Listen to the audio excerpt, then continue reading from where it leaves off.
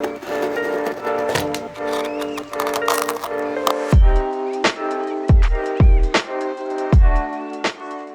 is always one of the top requested boot companies, no matter what boot series we're doing. So today we're cutting in half the Thursday Scout Chukka to see what's inside of it.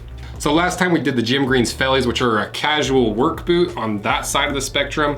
These Thursdays are more of a casual dress boot. You know, they're not a dedicated dress boot, but they definitely are more on that side of that spectrum. And thanks to Thursday for sponsoring this video. And after the last video, I decided I wanted to do a little bit of I think it's like a character plot or graph from like Dungeons and Dragons or something, where you have these 5 or 6 different points that you are drawing these lines between to shade a certain area so that you can identify and have a visual representation of how I'm judging these boots and what values they have and what they score high in and what they score low in. Because I think at the end of the series, it'd be really cool to have all of them lined out to really show visually which boot's gonna be best for you. Now let's go over the boot information. So the brand is Thursday, the style is the Scout. The color I have is Mocha. They weigh 1 pound, 7 ounces. They retail for $149 and they're made in Mexico. Now let's go over the information we can gather about these boots before we cut them in half, starting with the upper leather. So this is a 1.4 to 1.6 millimeter suede leather upper. One interesting thing about this is they've burnished the toe and the heel to give it not like a worn in look, but more of a patinaed, kind of like an antique look, like it's been worn, and it has some nice gradient in the color. And this is their water safe suede. So most companies that waterproof leather, it's just a layer they spray on top of the leather after the leather's tanned. And the problem is once you start wearing that leather, that waterproofing comes off and water seeps into your leather. But this is actually tanned with the hydrophobic compounds and waterproofing compounds to make it waterproof all the way through the core. So even as you start scratching this up, you're not gonna pull off that waterproofing. Is it 100% waterproof? No, because you've got stitching and it is leather at the end of the day. But having it waterproof to its core is gonna make it way more waterproof than a lot of leathers out there. And to quickly go through what suede leather is, there's really 3 different types of leather that people call suede. There's suede, there's nubuck, and then there's flesh out leather or rough out leather. And it's all dependent on what part of the cross section the leather is pulled from or cut from. So a regular piece of leather on regular boots where it's nice and smooth on the outside, you see the little pores, that classic leather, that's that tight grain pattern that's at the top of the cross section on the outside of the cow or animal.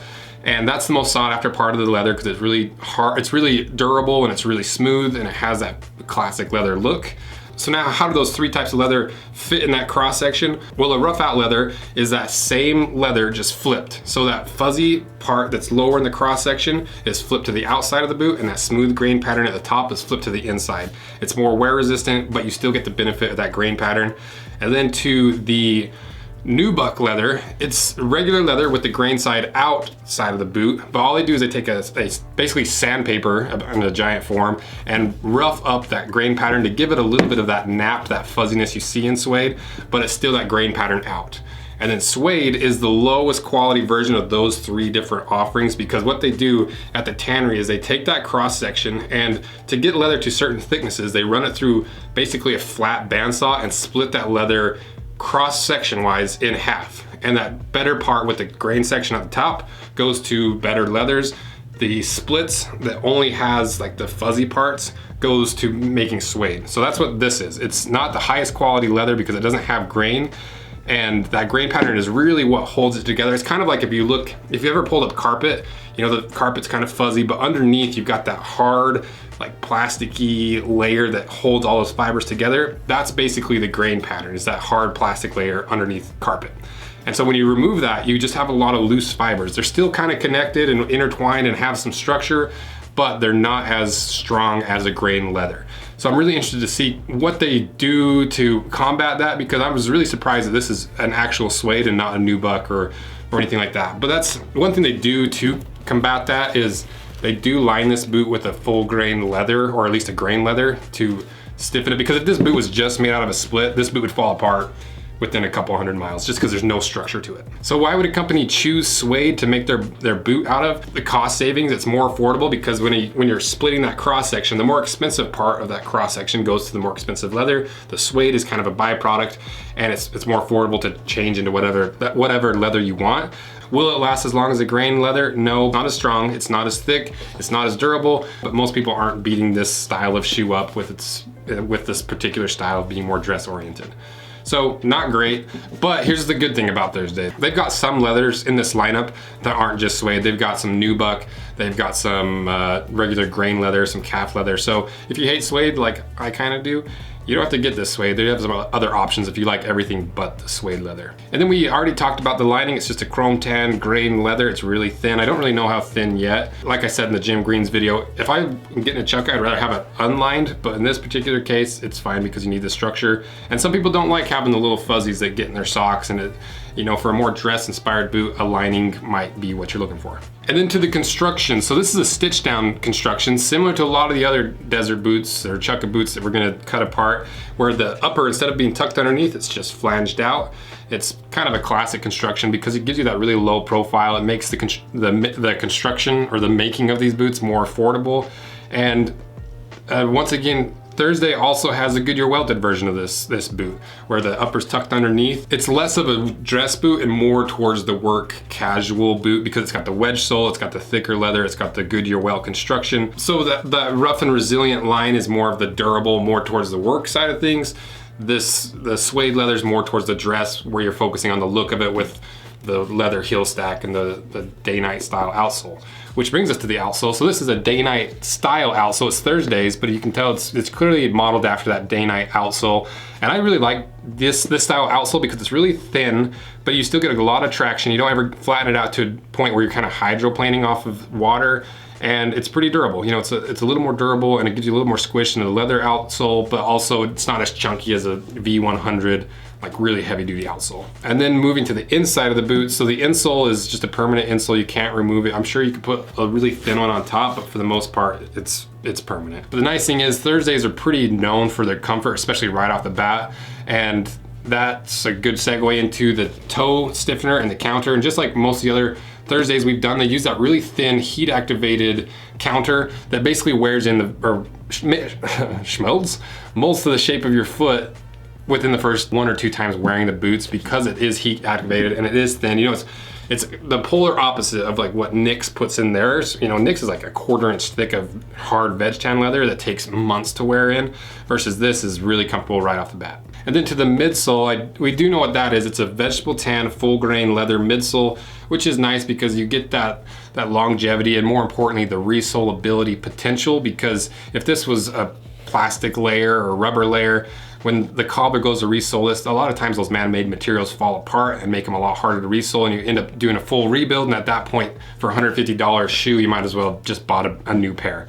Other than that, we don't really know what's in between that midsole and the insole. Then to the final thing we talk about, the fit, feel, and look.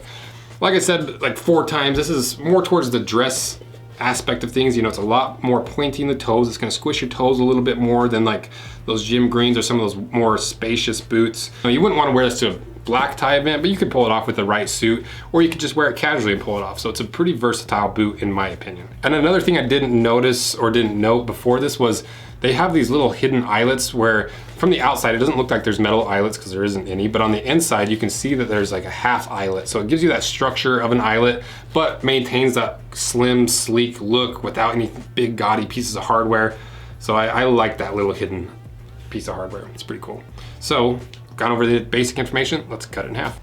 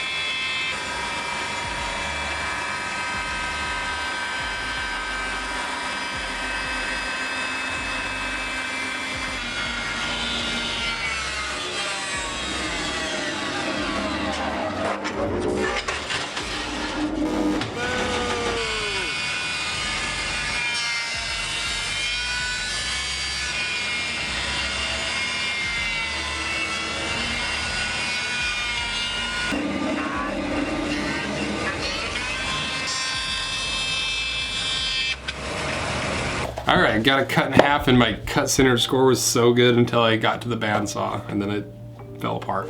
But let's see what's inside.